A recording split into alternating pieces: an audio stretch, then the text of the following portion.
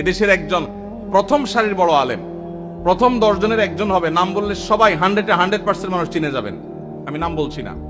ওনার ছেলে মদিনা ইউনিভার্সিটিতে তখন পড়ে, আমাকে বলেছিল ব্যক্তিগতভাবে, ভাই আল্লাহ আমাকে আলেম বানিয়েছেন, মাদ্রাসা পড়িয়েছেন, ইউনিভার্সিটিতে পড়ালেখা করে অনার্স করেছি। আমি শৈশবে ছোট জীবনে মসজিদ থেকে ধমক খাইছি এক মুরব্বীর, আমি মরণ পর্যন্ত ভুলবো না। আমার মনে কতটা আঘাত সেটা এঁকে দিয়েছে। বহু ধমক জীবনে খেয়েছি, কিন্তু ওই ধমকটা ভুলবো না। মসজিদে গিয়েছি বহুত আবেগ নিয়ে, অনুভূতি নিয়ে, একটু দুষ্টামি করেছি, যেই ধমক খেয়েছি আমার ভেতরটা কেঁপে উঠছে।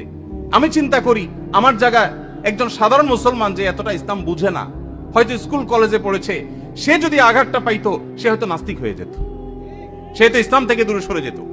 এই জন্য মসজিদ থেকে বাচ্চাদেরকে ধমক দিবেন না। আদর্শ মসজিদের জন্য, বাচ্চাদের জন্য